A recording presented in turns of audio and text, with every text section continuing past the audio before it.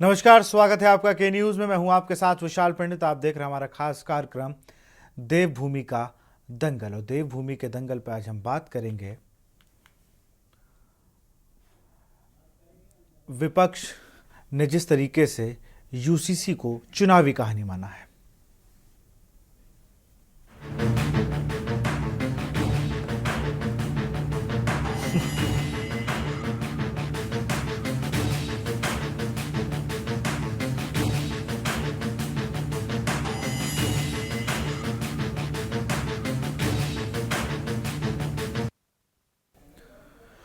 उत्तराखंड में यूसीसी कब लागू होगा, इस सवाल का जवाब राज्य के मुख्यमंत्री पुष्कर सिंह धामी ने दे दिया है। मुख्यमंत्री के मुताबिक उत्तराखंड में यूसीसी इस महीने लागू होने वाला है। सीएम ने कहा कि उत्तराखंड में जनवरी 2025 से समान नागरिक संहिता यानी कि यूसीसी लागू हो जाएगा।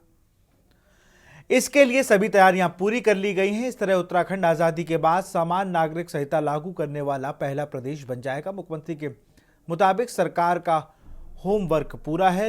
समान नागरिक संहिता उत्तराखंड 2024 अधिनियम की नियमावली तैयार कर ली गई है। मुख्यमंत्री का दावा है कि यूसीसी का सबका साथ, सबका विकास और सबका विश्वास की मूल भावना पर आधारित है। हालांकि विपक्ष मुख्यमंत्री के इस दावे को चुनावी हवाबाजी बता रहा है। आपको बता दें कि हाल ही में गृह मंत्री अमित शाह ने भी यूसीसी में राज्यसभा में यूसीसी को लेकर बड़ा ऐलान किया था। अमित शाह ने यूसीसी पर कांग्रेस को घेरते हुए कहा था कि उसने आज़ादी के बाद विवाह और तलाक के लिए मुस्लिम पर्सनल कानून लाकर पहले प्रधानमंत्री के तुष्टीकरण की शुरुआत की। शाह ने कहा कि भाजपा ने उत्तराखंड में यूसीसी लागू करने का काम किया, अब भाजपा ने राज्यों में भी यूसीसी लागू करेगी। साथ ही मुख्यमंत्री पुष्कर सिंह धामी ने प्रदेश की यूसीसी सहित कई विकास के मुद्दों को लेकर प्रधानमंत्री मोदी से सोमवार को मुलाकात की है। वहीं विपक्ष का आरोप है कि भाजपा ने उत्तराखंड को प्रयोगशाला बनाकर रखा। असल मुद्दों से ध्यान भटकाने के लिए सरकार यूसीसी का सहारा ले रही, जिसका कोई भी लाभ जनता को नहीं मिलेगा। सिर्फ चुनाव में जनता को भ्रमित करने का काम किया जा रहा है। सवाल यह है कि क्या मान लिया जाए कि नए साल जनवरी से प्रदेश में यूसीसी लागू होगा या फिर इंतजार और बढ़ेगा। आज इसी मुद्दे पर चर्चा करेंगे।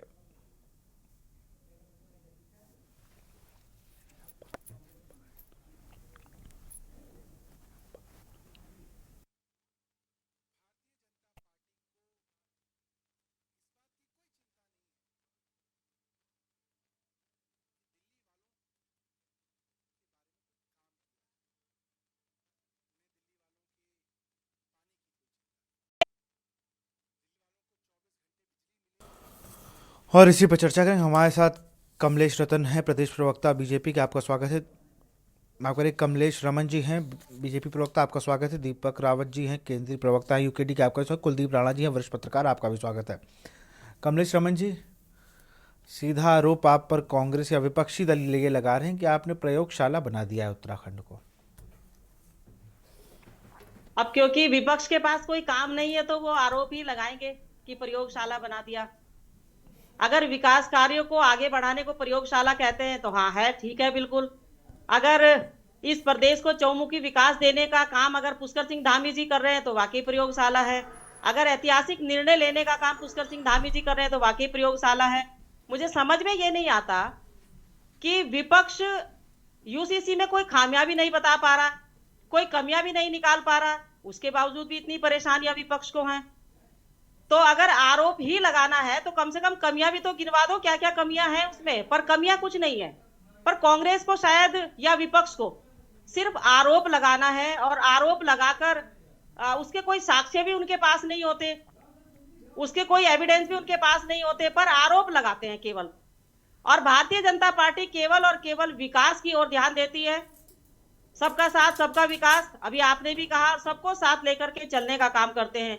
और यूसीसी जब लागू होगा तो मुझे लगता है कि यह एक ऐसा ऐतिहासिक निर्णय होगा।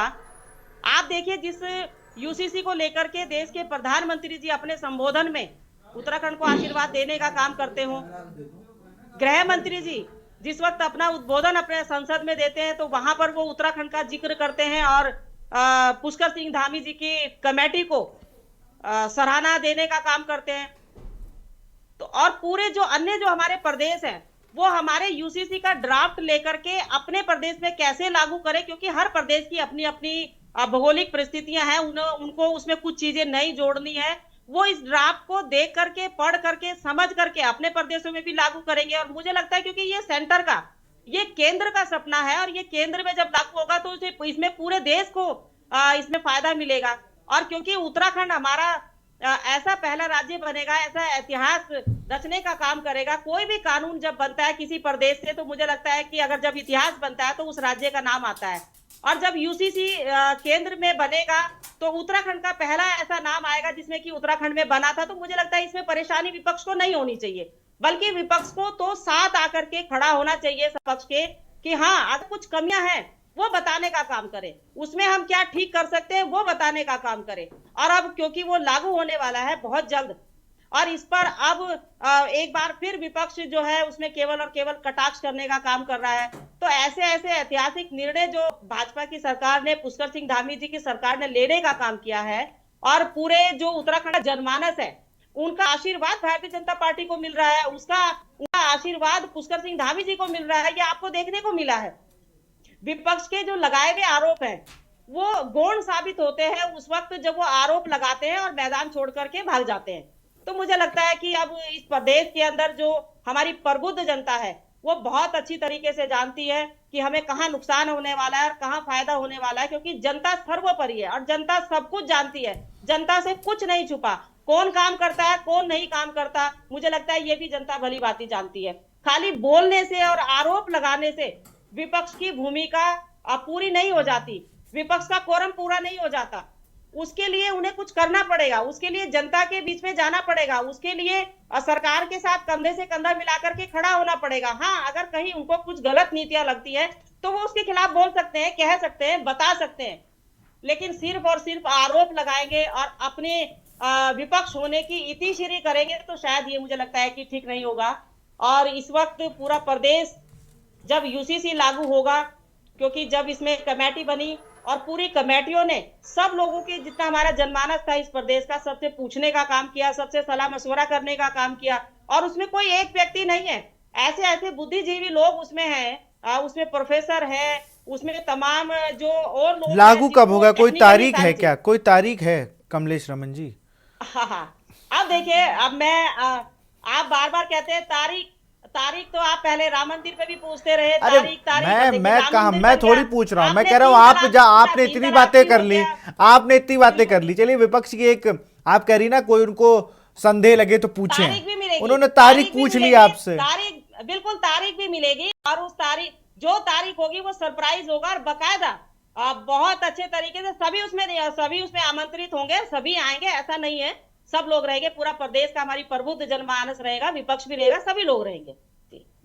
चलिए, मंजू त्रिपाठी जी जुड़ गई हैं कांग्रेस से। मंजू जी, खैर तारीख अभी मैम ने नहीं बताया, लेकिन आप लोग के लिए सरप्राइज होगा, ये प्रदेश की जनता के लिए, हमारे लिए भी होगा कि कब वो तारीख होगी जब यूसीसी में। खैर, मुख्यमंत्री धामी ने तो कह दिया है कि जनवरी में ही लागू हो जाएगा। कितनी उम्मीद है आपको? विशाल जी, सर्वप्रथम मैं नववर्ष की सभी को बधाई देते हुए, आपको भी, ये जो विपक्ष बातें कर रहे हैं, मेरी बड़ी बहन है कमलेश जी, हमने इनके साथ काम किया है, ये हमारे साथ रही हैं, मैं उनके ऊपर कुछ नहीं कहूंगी, लेकिन देखिए यहाँ पर मुद्दों की जो लड़ाई है, विपक्ष क्या करेगा, सरप्राइज की बात है। सरप्राइज तो भाजपा रोज ही दे रही है, सरप्राइज तो आए दिन दे रही है। जो कांग्रेस द्वारा जितनी सरकारी संस्थाएं खोली गई उनको बेचकर सरप्राइज ही तो दे रही है। कोई किसी की नौकरी सुरक्षित नहीं है, कब किसको निकाल दिया जाए, कब क्या कर दिया जाए, सरप्राइज तो देने में तो भाजपा माहिर है, इसमें कोई संदेह नहीं है। लेकिन लोकहित और जनहित में अगर सरप्राइज देने की बात आती है तो इलेक्शन के समय झुनझुना बजाते रहते हैं कि अब ये निकाय चुनाव है, अब सारी जनता को ये सलूफा छोड़ दिया गया है कि ये करते ही, जैसे ही निकाय चुनाव खत्म होगा हम यूसीसी लागू कर देंगे। इन्वेस्टर समिट के में आपने देखा किस तरह से उत्तराखंड की जनता को किस तरह से ठगा गया। दूसरों की थाली में भोजन बड़ा अच्छा लगता है, लेकिन जब अपनी बारी आती है तब पता लगता है कि कितनी गाढ़ी कमाई, कितनी मेहनत की कमाई से ये जो है देश आजाद हुआ है, कितने लोगों ने अपना बलिदान दिया है। इनकी पार्टी ने अगर इनकी पार्टी से किसी नेता ने अपना लहू बहाया हो, इस देश को समर्पित किया हो, तब उनको उसका दर्द पता लगेगा। किसी चीज को बेच देना बहुत आसान है, खरीदना मुश्किल है। किसी को स्थापित करना बहुत मुश्किल। आप देख रहे हैं कि किस तरह से महंगाई, बेरोजगारी सब चरम सीमा पर है। इन्वेस्टर समिट में बोलते गए कि हाँ अरे हम तो इसको प्रमोट कर रहे हैं भाई, मड़ुआ, कोदो, ये वो पहाड़ी चीजें प्रमोट कर रहे हैं। और जब इन्वेस्टर समिट हुआ तो क्या परोसा गया? ताज का।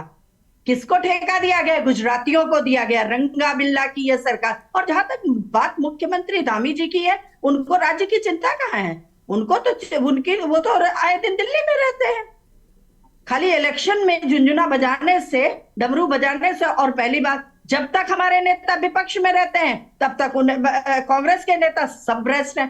पर इनके पास इतनी बढ़िया वॉशिंग मशीन है कि उसको धुल के ये तुरंत ठीक कर लेते हैं। तो जो पैसा ये इन नेताओं को खरीदने में माहिर है, उसमें सरप्राइज देने में माहिर है, वही पैसा अगर जनहित में लगाया जाए, जनता के लिए खर्च करे, तब हम सोचे कि इसका सरप्राइज अच्छा है।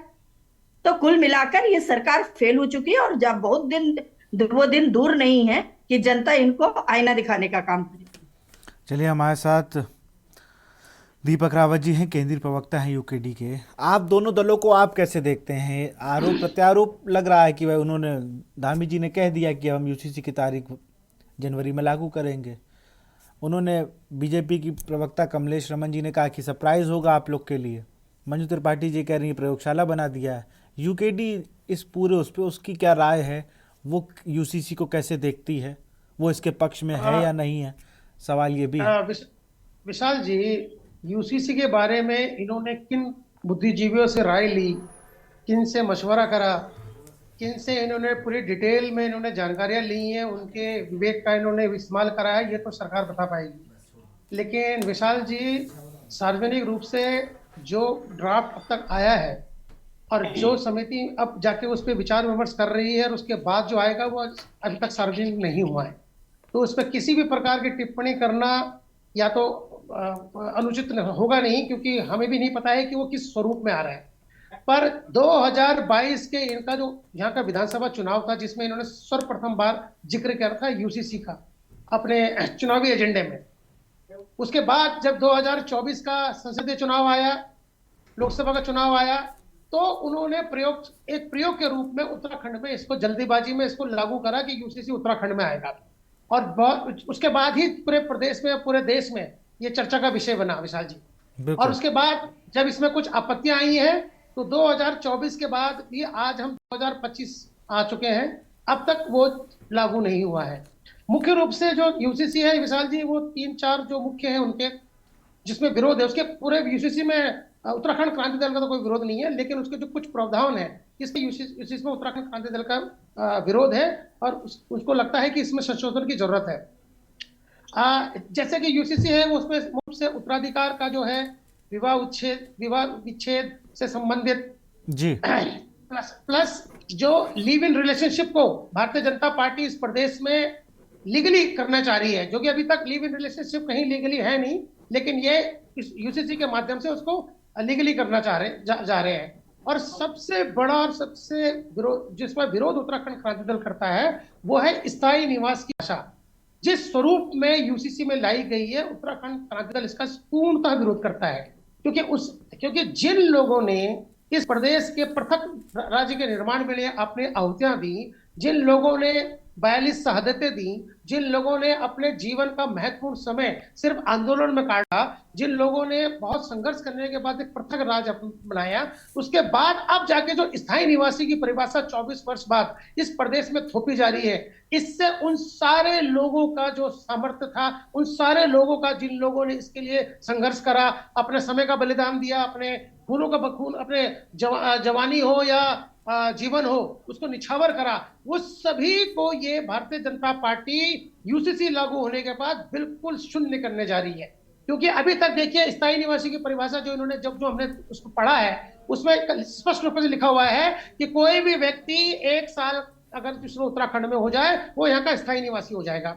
अब विशाल जी, इन्हीं का कहना है कि यदि वो कोई केंद्र की किसी योजना का लाभार्थी हो या राज्य के किसी योजना का लाभार्थी हो, तो 1 साल की समय वृद्धि जो समय सीमा है, वो भी नहीं मानी जाएगी, उसको स्थायी निवास की परिभाषा मानी जाएगी। अब इस विरोधाभास विशाल जी किस बात का है? जी। एक तरफ ये बात करते हैं सख्त भूख कानून लाने की, बिल्कुल मूल निवास लाने की। जी। तो अब आप मुझे बताइए, वो जो स्थायी निवासी की परिभाषा जो दे रहे हैं, क्या उसमें मूल निवास लागू होगा? क्या उसमें स्थायी निवासी की परिभाषा उसके अंतर्गत आएगी? ये विरोधाभास, एक ही व्यक्ति दो अलग अलग चरित्रों की बात कैसे कर सकता है? ये सरकारें कैसे कर सकती हैं? आप ये कहिए कि अगर आप ये बताइए कि पहले तो बताइए कि कौन लोग आज के डेट में यहाँ मैं के जवाब दूं नागरिक, विशाल जी? मैं आऊंगा यहाँ कमलेश के समझ जरा इनके सवाल हो जाए, फिर यहाँ- मैं सीनियर कुलदीप विशाल राणा जी का भी रुख ये करूंगा। समझना बिल्कुल। जनता के लिए भी और खास तौर पे विपक्ष और सरकार के लिए भी जरूरी है कि सरकार किसको यहाँ का लोग मान रही है। मैं बिल्कुल। स्वयं यहाँ का स्थायी निवासी हूँ, मूल निवासी नहीं हूँ।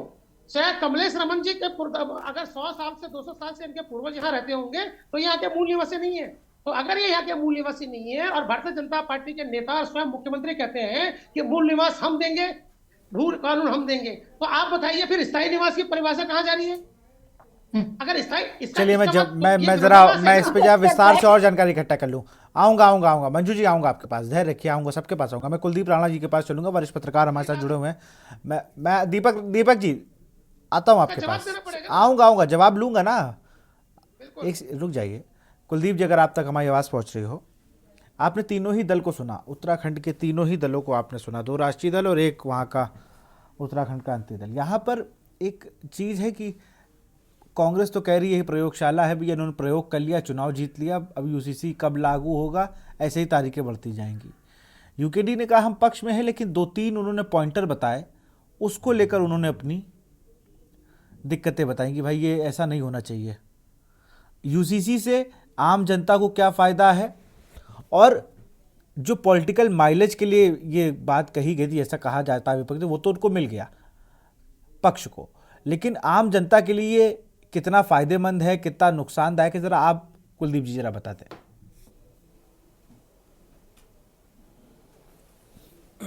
देखिए विशाल, ये यूसीसी को लेकर के जो बातें उठ रही हैं, पिछले 1 वर्ष में जब से मुख्यमंत्री पुष्कर सिंह धामी ने राज्य में यूसीसी के निर्माण और उसको लागू करने की बात कही थी, तब से इस पर अनेकों चर्चाएं हैं।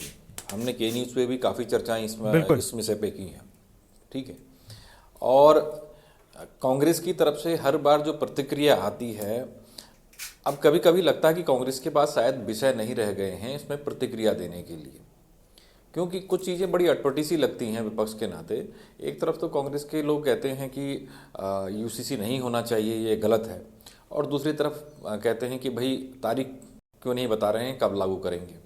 तो इतना बेसब्री से इंतजार किस चीज़ का है, ठीक। दरअसल क्या है कि कांग्रेस के भीतर चीज़ों को लेकर के इतनी ज़्यादा एक आपस में सिर फुटबल हो चुकी है कि कांग्रेस अपने सांगठनिक विषयों से बहुत ज़्यादा भटक गई है, और उसका नुकसान ये हो रहा है राज्य को कि राज्य के लोगों की आवाज़ उठाने के लिए कोई कांग्रेस जो राजनीतिक दल है वो अपनी विश्वसनीयता धीरे धीरे खोता जा रहा है। बीते काफ़ी समय में जिस प्रकार से राज्य में लगातार पार्टी में जो फूट हुई और उससे जो लोग निकल कर के आए, लगातार कार्यकर्ताओं का निकल कर के आना, विधायकों का निकल कर के आना, पूर्व विधायकों का निकल कर के आना, ठीक, तो इसने चीज़ों को थोड़ा काफ़ी नकारात्मक दिशा में ले जाने का काम किया है। यूकेडी के प्रवक्ता दीपक जो रावत जी ने जो बात कही, इसमें डोमिसाइल वाला इशू जो था, इसमें स्थायी निवास वाला जो इशू था, वो विषय निसंदेह गंभीर है, और उसको लेकर के जरूर इस पर चिंतन मनन होना चाहिए। क्योंकि इस राज्य की सबसे बड़ी विडंबना ये रही है कि राज्य निर्माण के समय जब हम जिन चीज़ों को लेकर के बात करते थे, हम भी उस समय स्कूल कॉलेजों में थे, और अक्सर अपने गांव के चौक चौराहों पर उत्तराखंड राज्य बनेगा तो कैसा होगा, क्या चीज़ें होंगी, उसमें हमारी आर्थिक स्थिति क्या होगी, हमारे लिए नौकरियों की व्यवस्था किस प्रकार से होंगी, राज्य का विकास क्या होगा, राज्य का आर्थिक तंत्र क्या होगा, इन चीज़ों पर हम अपने गाँव के बड़े बुजुर्गों के साथ, युवाओं के साथ, पत्रकारों के साथ बैठ करके चर्चाएँ किया करते थे जी, ठीक। आज की डेट में जो स्थितियां निकल करके आ रही हैं, कमोबेश राज्य में औद्योगिक विकास तो राज्य के मात्र 2 जिलों में हुआ, 2-3 जिलों में हुआ, जो मैदानी जिले हैं, ठीक है, जिसमें राज्य की सबसे ज़्यादा आबादी और सबसे ज़्यादा विधानसभाएं हैं, देहरादून, हरिद्वार और उधम सिंह नगर, ठीक। पहाड़ इससे अभी भी वंचित रहा। वहीं जब अवस्थापना विकास के कार्य जरूर पहाड़ों में हुए, भवन बने, सड़कें बनी, सब कुछ बने, ठीक है, बिजली भी आज उपलब्ध है, लेकिन जो ज़रूरतें तब थीं वो ज़रूरतें आज भी उसी तरीके से मुँह बाएँ खड़ी हैं, जिनमें रोज़गार एक बड़ा मुद्दा है। हमारी सरकारों का इन 25 सालों में एक बड़ा फेलियर ये रहा है। हालांकि इसमें भाजपा और कांग्रेस दोनों समान रूप से शामिल हैं, लेकिन जो कि भाजपा का कार्यकाल ज़्यादा है, इसलिए भाजपा की जिम्मेदारियां भी ज़्यादा हैं और जवाबदेही भी ज़्यादा है कि इन 25 सालों में हमारी सरकारें हमारे राज्य के युवाओं को स्वरोजगार की तरफ प्रेरित नहीं कर पाई। ठीक, आज भी राज्य बनने से पहले भी पेंशन आधारित अर्थव्यवस्था पहाड़ की मानी जाती थी, सरकारी नौकरियों की तरफ रुझान हुआ करता था और उसी चीज़ को लेकर के रिजर्वेशन को लेकर के जो लड़ाई उठी, फिर वो राज्य निर्माण की लड़ाई में तब्दील हो गई। और आज की डेट में भी हमारे युवा उसी दिशा में आगे बढ़ रहे हैं, उनको सरकारी नौकरियां चाहिए, ठीक है, जबकि सरकारी नौकरियां सीमित हैं। तो राज्य में इन चीज़ों को लेकर के जो मूल निवास का विषय रहा, जिसने राज्य की नौकरियों पर अन्य राज्य के लोगों को एकाधिकार को पुख्ता किया, उसको लेकर के जो उत्तराखंड क्रांति दल की जो चिंता है वो वाजिब है कहीं। और अब समस्या ये है कि चूंकि एक्ट में जो कानून जो व्यवस्थाएं दी गई हैं उसमें मूल निवास को लेकर के, क्योंकि कोई व्यक्ति अगर उत्तराखंड में आकर के इस कानून के दायरे में आता है तो वो कहीं ना कहीं यहाँ का निवासी माना जाएगा, क्योंकि वो उस परिक्षेत्र में है और उसका लाभ उसे, अगर वो कानूनी दायरे में आ गया और उन चीज़ों में वो लिखा पढ़त में आ गया, ठीक, तो फिर वो उसका भी हकदार माना जाएगा, क्योंकि उसको लेकर के स्पष्टता नहीं है। ठीक है, ये एक बड़ी चिंता का विषय न सिर्फ यूपीडी का है बल्कि उत्तराखंड के हर आम नागरिक का भी है। ठीक, देखिए, यूसीसी देश में होनी चाहिए, प्रदेश में हो रही है। एक आज़ादी के बाद से एक देश का एक बड़ा बहुसंख्यक वर्ग जो था, बुद्धिजीवी वर्ग, वो ये चाहता था कि भारत में समान नागरिक कानून होना चाहिए, धर्म के आधार पर कोई विभाजन नहीं होना चाहिए। ठीक, और जब संविधान लागू हो चुका था तो उसके बाद इस तरह की व्यवस्थाएं तो होनी ही नहीं चाहिए थी, लेकिन ये भी एक विडंबना रही कि चीज़ें उस दिशा में आगे नहीं बढ़ पाई, जैसा बाबा साहब भीमराव अंबेडकर जी ने, जो उस ड्राफ्टिंग कमेटी के अध्यक्ष रहे संविधान के, उन व्यवस्थाओं को लेकर मैं रोकूंगा आपको यहाँ पर, मैं आपको रोकना चाहूँगा। आप सब बने रहिए हमारे साथ, अभी और भी चर्चा करेंगे इस पर, लेकिन यहाँ वक्त है छोटे से ब्रेक का। आप देख रहे हैं के न्यूज। ब्रेक के बाद आपका स्वागत। सीधे कुलदीप राणा का रुख करते हैं, उनकी बात पूरी होती है, फिर उस पर बीजेपी की जो प्रवक्ता हैं फिर उनसे उनकी राय जानेंगे। कुलदीप जी, अपनी बात को पूरा कर लें आप। जी,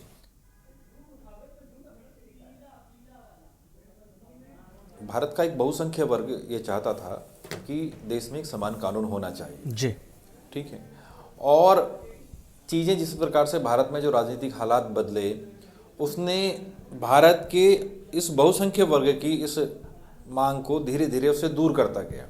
ठीक है, क्योंकि एक बड़ा बुद्धिजीवी वर्ग, उसका एक प्रयास ये था, भारत यह सोचना था संविधान लागू होने के बाद कि भारत में धर्म के आधार पर, जाति के आधार पर कोई विभाजन नहीं होना चाहिए।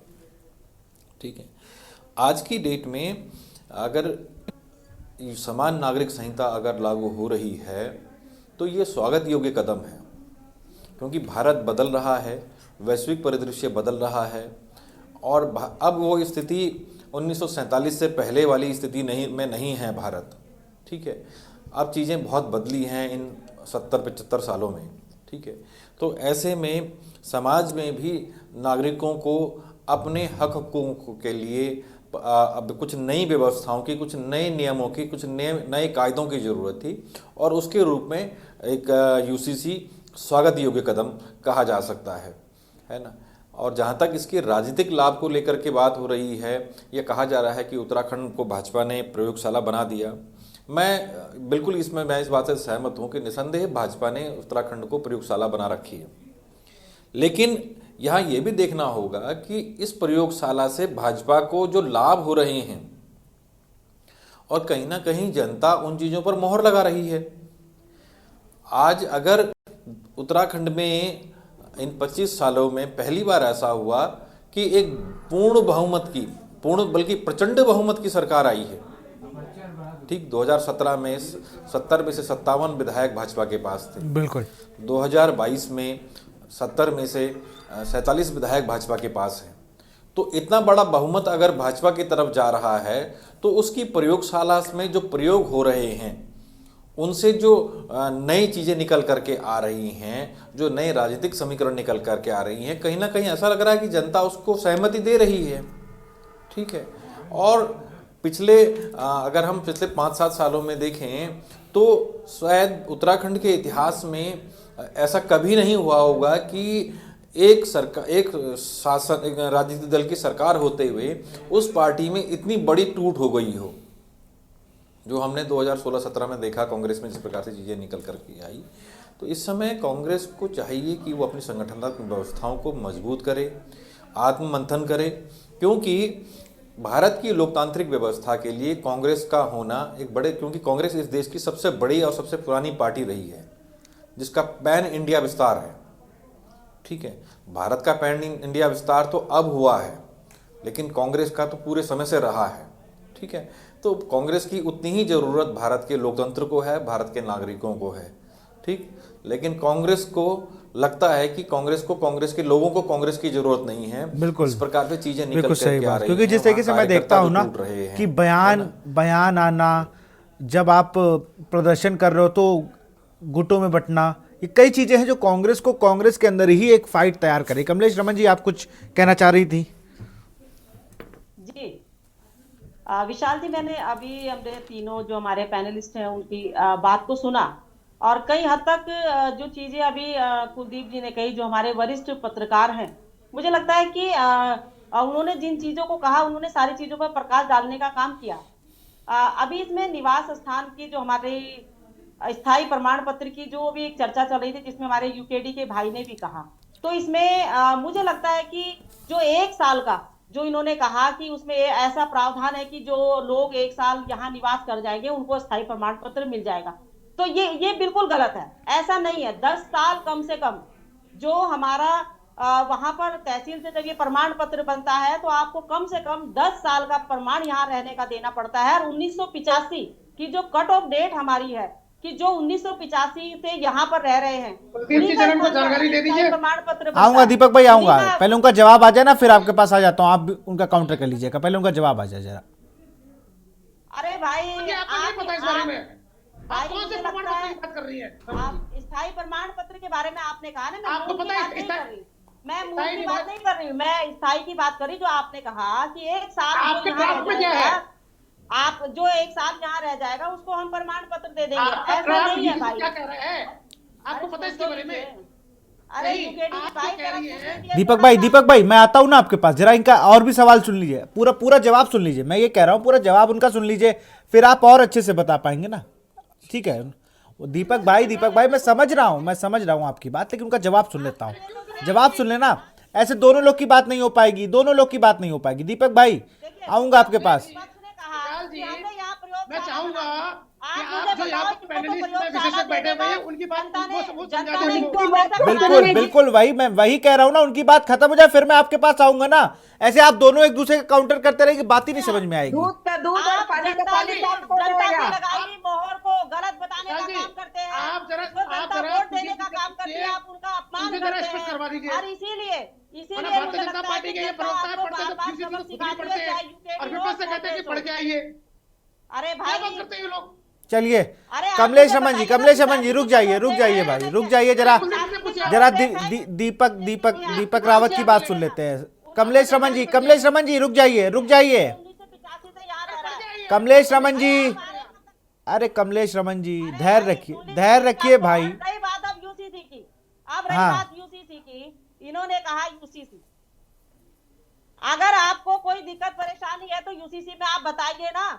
अभी कुलदीप जी ने क्या कहा, थोड़ा चरित्र रखते हैं ये विपक्ष के लोग। यूसीसी से पूछा गया, विपक्ष से राय मशवरा लिया गया, कुछ हुआ भाषण देने में लगी हुई है। कमाल बात है कमलेश जी। अरे भाई इतना मत बौखलाया करो, अगर जनता आपको वोट नहीं दे रही तो इतना बौखलाया मत करो। अरे वोट की बात नहीं हो रही है, यूसीसी की बात हो रही है। चलिए मैं रोकूंगा रमन जी, मैं कमलेश रमन जी, मैं आपको रोकूंगा। मैं दीपक भाई जवाब दीजिए जल्दी से। अरे ठीक है, रुक जाइए भाई, रुक जाइए। कमलेश रमन जी, आऊंगा आपके पास, पूरा समय दिया ना। अब जब दीपक भाई के पास भी चलता हूँ, फिर और अन्य प्रवक्ता भी है हमारे साथ। तो आपने पूरी बात सुनी, मुझे तो जवाब आपने ठीक से देने ही नहीं दिया। मेरी तो बात के पीछे आप जवाब नहीं दे रही ना, आप उनकी बात का काउंटर कर रही हूँ, इसलिए मैं कह रहा हूँ ना। समय मैम की बात को वो जवाब दे रही थी कि हाँ, जो हमारी चलिए जल्दी से दे दीजिए, जल्दी से जवाब दे दीजिए, जल्दी से जवाब दे दीजिए।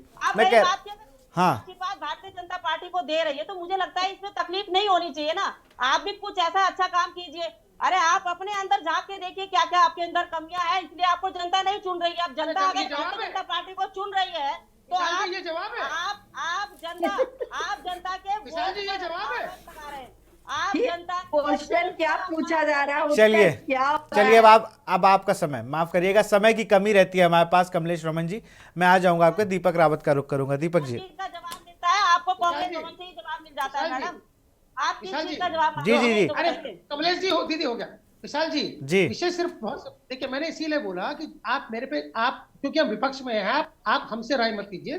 कुलदीप जी निष्पक्ष बैठे हुए हैं, मैंने उन्हीं इसलिए मैंने कुलदीप जी को पूरी राय, अभी तो मैंने उनसे पूछा ना। आप बताइए, 10 साल का ये आज बोल रहे हैं जो यूसीसी पे जिसमें देखिए इन्होंने कहा, आप बताइए बीच में कौन बोल रहा है? कमलेश जी, ऐसे ये कोई वो मुद्दा नहीं है ना जिस पर आप सारी चीजें कर सके भाई। बहुत सेंसिटिव मुद्दा है। यूसीसी से उत्तराखंड के आगे का भविष्य तय हो जाएगा कि भाई क्या होना है उत्तराखंड में, कैसे चीजों को होना है। जरा उस पर सारे दलों की बात हो जाए ना। आपके पास दिया मैंने आपको समय, अब जरा और लोग को, लिमिटेड समय होता है, सबको देना है मुझे। प्लीज मैं आ जाऊंगा आपके पास।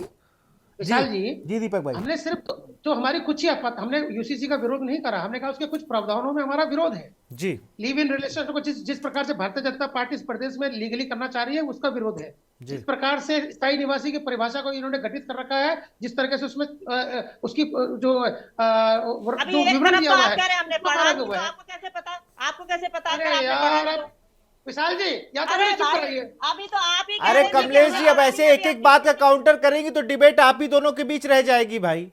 थोड़ा सा मर्यादा रखिए। कहा था ना कि अरे वो कुछ भी, अरे वो उनकी बात तो पूरी होने दीजिए भाई, बात पूरी होने दीजिए। कमलेश जी, आप ना यूसीसी पहले खुद पढ़ लीजिए थोड़ा सा प्लीज। विपक्ष को मत बोलिए, खुद पढ़ लीजिए पहले। भारतीय जनता पार्टी के प्रवक्ता हो, कार्यकर्ता हो, पहले पढ़ लीजिए, फिर आप विपक्ष में आके उसके जवाब दीजिएगा। भाई मैं सिर्फ एक बात का जवाब आपको दे रही हूँ। आपने कहा मैंने पढ़ा नहीं ड्राफ्ट अभी तक, तो आपको कैसे पता? यहाँ पे मुद्दा ये नहीं है कि यूकेडी के प्रवक्ता ने यूसीसी बिल पढ़ा है नहीं पढ़ा है। सवाल ये है लागू कब हो रहा है।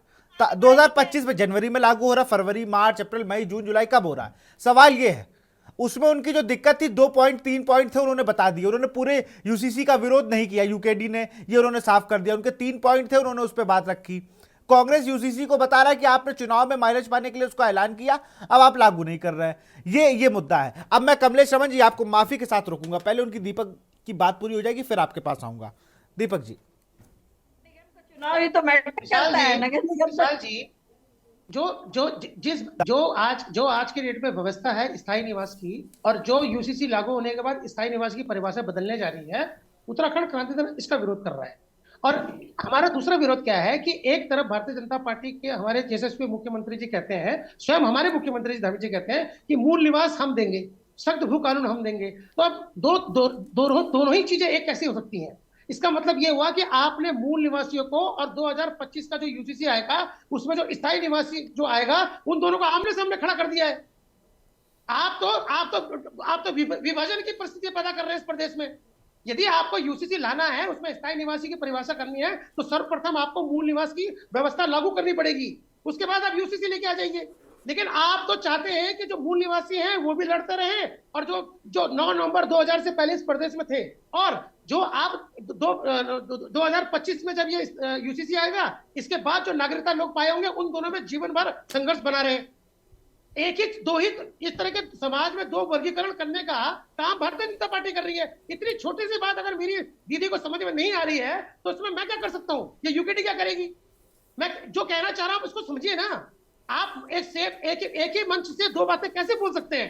एक तरफ आप यहाँ के जो भोले वाली जनता है उसको बरगलाने का कहते हैं कि मूल निवास हम दे देंगे, तो मूल निवास आप किसको देना चाह रही हैं? और दूसरी तरफ आप कह रहे हैं कि स्थायी निवासी की परिभाषा आप बदलने जा रहे हैं, जो 2000 यूसीसी लागू होने के बाद 2025 में यहाँ पे लोग आएंगे जिन पे ये लागू होगा। तो आप एक ही समय दो लोगों को दो अलग अलग नागरिकता बनाने की बात कर रहे हैं और दोनों को अलग अलग विभाजन करने की बात कर रहे हैं। हमारा कहना है कि यदि आपको यूसीसी में स्थायी निवासी की परिभाषा लानी है आप लाइए, पर उससे पहले इस प्रदेश में कट ऑफ डेट जो भी आपके समझ में आ रही हो, उत्तराखंड क्रांति दल तो 1950 बोल के चलता है। हम क्या कह रहे हैं कि यहाँ के जिन लोगों ने संघर्ष किया हो, आप उनको मूल निवास की प्रमाण पत्र देने की जो व्यवस्था है उसको शुरू करिए। और स्थायी निवासी की परिभाषा आप बदल ही रहे हैं 2025 में, दोनों में बिल्कुल सामान्य भेद हो जाएगा। लेकिन अभी तक ना आपने मूल निवास के बारे में कोई काम कर रहे हैं, सिर्फ बयानों में और जो चर्चा है जनता के सामने उस पर आप बात कर रहे हैं, कोई स्थायी समाधान नहीं दिखा रहे हैं। और स्थायी निवासी की परिभाषा बदलने के लिए आप अपना यूसीसी ला रहे हैं। तो आप बताइए ना, दोनों ही मूल निवासी को और स्थायी निवासी को आप आमने सामने खड़ा कर रहे हैं अपनी राजनीति के लिए। ऐसी व्यवस्था क्यों बना रहे हैं आप स्पष्ट कर दीजिए ना। तो इसमें क्या गलत है? जनता को गुमराह करना ही तो भाजपा का काम है दीपक भाई। छोटी सी बात समझ में नहीं आ रही। बिल्कुल बिल्कुल। जय मंजू त्रिपाठी का रुख करूंगा मैं। दीपक भाई, मंजू जी। देखिए दीपक भाई की बात से मैं पूर्ण रूप से सहमत हूँ कि यही जो जनता को गुमराह करने, मूल निवास, सख्त भू कानून, इन सब का जो खाली विरोधाभासी पैसे, अतिशयोक्ति कहते हैं जिनको ना, कि अतिशयोक्ति अलंकार शायद पढ़ा होगा आप लोगों ने, सुना कि खाली विरोधाभास पैदा करना, जनता को गुमराह करना कि हाँ भाई इस भू कानून की बात उठी तो सख्त भू कानून खाली भाजपा लाएगी, यूसीसी की बात उठी, अरे यूसीसी लाने वाला सब पहला राज्य भाजपा ही होगी। तो इन सब चीजों को आप किससे सलाह मशवरा कर रहे हैं? विपक्ष ने भी कहा था कि भाई हमारी राय लीजिए। क्या विपक्ष जो है, एक नेशनल पार्टी आपका विपक्ष है, क्या विपक्ष को आपको नहीं पूछना चाहिए? विपक्ष ने जो मुद्दे रखे उसको आपने क्या तवज्जो दिया? तो इतना अहंकार भाजपा वालों के लिए भी अच्छा नहीं। ये देखिए अहंकार किसी का, जब रावण का नहीं टिका तो भाजपाइयों का कहां से टिकेगा? तो इस तरह से जो काम कहिए उसको, जनता को गुमराह ना कीजिए। 15 लाख सबके खाते में आ गया। अंकिता हत्याकांड के हत्यारों को, महिलाओं के साथ न्याय हो गया, हत्यारों को सजा मिल गई। घर में बैठे हुए बुक करती है ना आप सिलेंडर को, घर में बैठे हुए बुक करती है ना सिलेंडर, घर में पहुंचता है कि नहीं पहुंचता है? बहन आप भी बुक करती है। महिलाओं को किसने का सिलेंडर नहीं पता, सिलेंडर का आपको चाहिए बताइए। तो कांग्रेस के राज्य में आप ही सिलेंडर के अगेंस्ट बोलती थी। आ रहा हूँ आपके पास। कमलेश रमन जी, मैं आ रहा हूँ आपका। जल्दी से मंजू जी अपनी बात को खत्म करें। इसीलिए दोगलापन मत दिखाइए। जो बात सच है, महंगाई है तो है, जनता को गुमराह किया गया तो किया गया, महिलाओं के साथ छल किया गया तो किया गया, इसको स्वीकार करिए। आप भी महिला हैं, मैं भी महिला हूँ। इसीलिए जो चीजें हैं यूनाइट होकर काम कीजिए। जो गलत है वो गलत है, जो सही है वो सही है। इन चीजों पे बात करिए, महिलाओं की समस्याओं पे बात करिए। आप भी किसी की बहन है, किसी की बेटी है, किसी की माँ है, वही मेरे ऊपर भी लागू होता है। बिल्कुल। तो इस तरह से कि कहना कुछ, करना दोहरा कुछ, चरित्र ना रखे कांग्रेस। दोहरा चरित्र नहीं होना चाहिए। यूसीसी कब लाएंगे? दूसरी तरफ आप कहते हैं भू कानून कब लाएंगे, विरोध करते हैं। जब भू कानून लाते हैं इसमें भी आप नहीं, भू कानून लाइए नहीं, आप खाली गुमराह मत करिए ना। मूल निवास की बात आप कहते हैं, मूल निवास आपको कहाँ बता कर चलिए मंजू जी, मैं रोकूंगा, समय कम है, जल्दी से मैं जवाब लेता हूँ। मंजू जी बातें हो रही हैं। मंजू जी, मैं जल्दी से जवाब लेता हूँ। इसमें नुकसान क्या है ये अगर बताइए। सख्त भू कानून विपक्ष को नुकसान हो रहा है मुझे लगता है, क्योंकि कानून कर रहे जनता हैं तो जो यहाँ की स्थायी जनता है, जिनका अधिकार, उनको क्या कर रहे हैं? जो बाहर से लोग, उनके क्या दायरा है? चलिए, चीजों को पढ़िए, पहले पढ़िए। चलिए मंजू जी रोकूंगा मैं रोकूंगा आपको। मंजू जी मैं रोकूंगा। कमलेश रमन जी जल्दी से जवाब दीजिए आप जरा। हर वर्ग को इसमें फायदा मिलेगा मंजू जी। माइक मिल जाए तो ये नहीं है बहन कि कुछ भी बोल दो, ऐसा नहीं है। थोड़ा सा दीपक भाई ने जैसे कहा, स्टडी करिए, उसको डिफरेंशिएट करिए। What is good, what is bad, what are the merits and what are the demerits. आप दोनों कैसे कर सकते हो? मंजू जी जवाब ले लेते हैं ना। मंजू जी जवाब ले लेने दीजिए। मंजू जी जवाब ले लेते हैं ना। चलिए ठीक है मंजू जी, मैं जवाब ले लेता हूँ। कमलेश रमन जी जवाब दीजिए। जी देखिए, विपक्ष एक तरफ तो करता है विरोध प्रदर्शन, यूसीसी क्यों लागू कर रहे हो, दूसरी तरफ बेसब्री से इंतजार कर रहा है यूसीसी कब लाओगे, तारीख नहीं बताओगे, तो क्यों परेशानी है इतनी विपक्ष को? लेकिन तो विपक्ष ये भी तो कह रहा है आप कि भू हमारी भी कानून की बात बात है, सुनिए। आप विरोध अच्छा एक चीज सुनिए, एक चीज मैं मंजू जी रोकूंगा, मंजू जी मैं रोकूंगा आप दोनों लोगों को रोकूंगा। मैं दोनों लोग एक मेरी बात समझिए। आपकी सरकार अरे कमलेश रमन जी एक बात तो सुनिए, आप लोग सुनते नहीं है भाई भाजपा वाले, ये बड़ी दिक्कत हो गई है। अब आप लोग सुन ही नहीं रहे किसी की, मैं ये कह रहा हूं। अरे आप तो सुन लीजिए मंजू जी, आपका तो विपक्ष है, आप लोग तो खूब बोल रहे हो सदन में भी। अरे ठीक है मंजू जी धैर्य रखिए। कमलेश रमन जी, आपने यूसीसी पास करा लिया, तब उन्होंने कहा भाई चलिए पास करा लिया आपने, अब बताइए लागू कब करोगे। जब पास नहीं हुआ तो तब वो विरोध कर रहे थे कि इसको हम पास नहीं होने देंगे। उन्होंने अपने विपक्ष होने का पूरा काम किया। भू कानून आपने कहा कि हम लाएंगे, आप लाइए। उनका जो काम है वो कर रहे हैं, आपका जो काम है उनका ये सवाल है विपक्ष का कि भाई आप अपना काम कब करोगे। इनका सवाल है आप रोजगार पे बात नहीं करते हो, आप महंगाई पे बात नहीं करते हो, आप पलायन पे बात नहीं करते हो, आप जो अर्थव्यवस्था बिजली महंगी इस पे बात नहीं करते हो। यह आरोप है विपक्ष का। यूसीसी आपने लागू कर लिया, इसकी तारीख क्या है ये बता दीजिए। तो ये लोग के पास सवाल की लिस्ट है। दिक्कत क्या है कि कांग्रेस के साथ एक दिक्कत ये है कि कांग्रेस में कई अध्यक्ष हैं, सिर्फ करण मेहरा अध्यक्ष नहीं है। इस वजह से कांग्रेस को दिक्कत होती है। कांग्रेस अपने सारे मुद्दे उठाती तो है, लेकिन वो गुटबाजी में दब जाते हैं। वरना विपक्ष का तो बहुत अच्छा काम कर रही है कांग्रेस, लेकिन गुटबाजी हावी है। फिलहाल आप जवाब दिए यूसीसी पर, कमलेश रमन जी। विशाल जी, देखिए जो ड्राफ्ट हमारा बनना था, जो तैयार हुआ, क्योंकि हर चीज का मंथन करके बकायदा उसमें किसी चीज की कोई कमी नहीं रहनी चाहिए, कोई भी वर्ग उसमें छूटना नहीं चाहिए, सभी की भावनाओं के अनुरूप जब ये यहाँ से सेंटर में पहुंचा, राष्ट्रपति जी के पास पहुंचा, जब वहां से पास होकर के यहाँ पर पहुंचा, अब इस वक्त जो लागू करने की बात इसमें हो रही है, मुझे लगता है कि बहुत जल्द पुष्कर सिंह धामी जी किसी भी दिन कोई भी घोषणा हो सकती है हमारा यूसीसी लागू होने की। अब इसमें चुनाव का इसमें कहीं तक दूर दूर तक भी फायदा नहीं है, क्योंकि देखिए नगर निकाय के चुनाव होते हैं, स्थानीय चुनाव, और इसमें व्यक्तिगत रूप से चुनाव होता है हमारे पार्षद का, मेयर का, नगर पालिका, नगर पंचायत, ये चीजें। इसमें यूसीसी से कोई मतलब नहीं। यूसीसी का ड्राफ्ट पहले तैयार हो गया, यूसीसी बहुत जल्द आपके सामने आएगा। अब रही भू कानून की बात, भू कानून पर माननीय मुख्यमंत्री जी ने पहले ही क्लियर कर दिया है कि भू कानून हमारे प्रदेश की मूल भावना थी।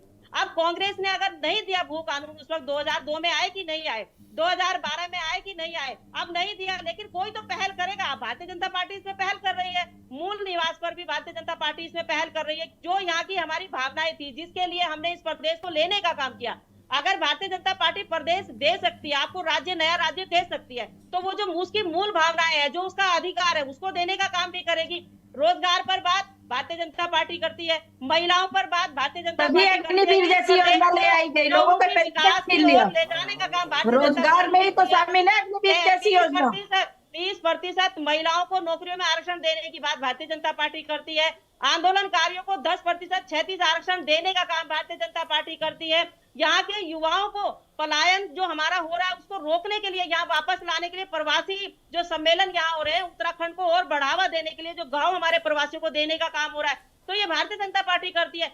हम प्रदेश को चौमुखी विकास की ओर ले जाने का काम कर रहे हैं। लेकिन देखिए, मुझे लगता है कि विपक्ष केवल और केवल आरोप लगाएगा और उसमें कमलेश रमन जी जल्दी से अपनी बात को खत्म करें। कमलेश रमन जी जल्दी से अपनी बात को खत्म करें, समय की कमी है, जल्दी से। चलिए, मैं वरिष्ठ पत्रकार कुलदीप राणा का फाइनल कमेंट लूंगा, फिर डिबेट क्लोज करते हैं। कुलदीप जी।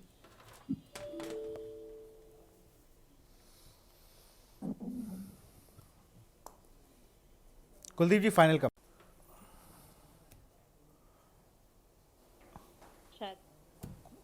कुलदीप जी, आपको हमारी आवाज आ रही है? जी जी सर, फाइनल कमेंट आपसे लूंगा, फिर डिबेट क्लोज करते हैं। हेलो जी, देखिए ये जो विषय उठा है ये बेहद ज़रूरी भी था, क्योंकि जो स्थायी निवास का विषय है उत्तराखंड को लेकर के बहुत ज़्यादा भ्रांतियां भी हैं और असमंजस की स्थिति भी है, और इसमें राजनीतिक दलों ने जो रायता फैलाया है उसने जनमानस को बड़े एक तरीके से पसोपेश में डाल दिया है। ठीक, क्योंकि यहाँ जो भी सरकारें आई उन्होंने तमाम सारी चीज़ों की तरफ तो प्रयास किया, लेकिन उत्तराखंड के जो मूल निवासी के लोग हैं, उनके जो हक हकूक हैं, उनके जो अधिकार हैं, उनकी जो एक संवैधानिक उनकी जो अधिकार क्षेत्र में जो चीज़ें हैं, उनको लेकर के यहाँ कोई गंभीरता नहीं देखने को मिली है। ठीक, आज की डेट में जो बात निकल करके आ रही है, जैसा अभी कहा जा रहा था, मैं डिबेट में सुन रहा था कि 1985 कट ऑफ डेट है शासन से। ये सिर्फ गूगल में लिखा हुआ कट ऑफ डेट है। ठीक, शासन में जो आदेश हुए हैं उनको निकाला जाए, उनका अध्ययन किया जाए तो हकीकत पता लग जाएगी। ठीक, उत्तराखंड जैसे पर्वतीय राज्य में, जो मध्य हिमालय में बसा राज्य है, यहाँ मूल निवास की एक अलग व्यवस्था इसलिए है क्योंकि आपने देखा होगा कि सैन्य और अर्धसैनिक बलों में जो भर्तियाँ होती हैं, उसमें जो उच्च हिमालयी क्षेत्रों में, मध्य हिमालयी क्षेत्रों में जो रहने वाले लोग होते हैं, उनकी चूँकि हाइट कम होती है तो उनको एक विशेष लाभ इसमें मिलता है। ठीक है, वो एक बड़ा कारण होता है। उसके अलावा जो जनजातीय क्षेत्र होते हैं, उन जनजातीय क्षेत्रों में जो रिजर्वेशन की व्यवस्था है, उसका भी एक अलग क्राइटेरिया यहाँ पर देखने को मिलता है। ठीक है, जो एक संवैधानिक व्यवस्था के तहत आती हैं चीज़ें।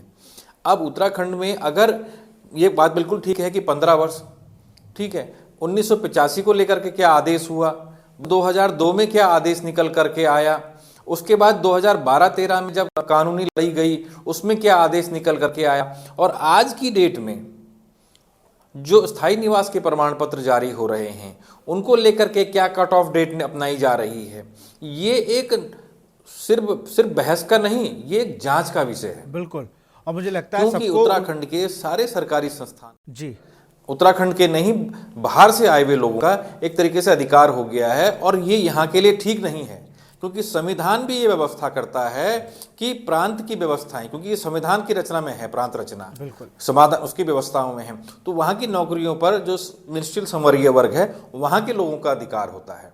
चलिए, ये मैं ओपन माफी के साथ भर्तियां नहीं है, आपको आईएएस रोकूंगा, और समय की बीसीएस की कमी है। तरह। बहुत बहुत शुक्रिया आप सभी का हमसे जुड़ने के लिए। हम लोग यूसीसी पर जिस तरीके से चर्चा हो रही है, विपक्ष ने जो आरोप लगाया है कि भाई ये कब लागू होगा, कब इस पर जो बातें कही जा रही थी वो लागू, कितना फायदा इसको राज्य को मिले। भूमि के दंगल में ताई देखते रहिए न्यूज़ इंडिया। नमस्कार।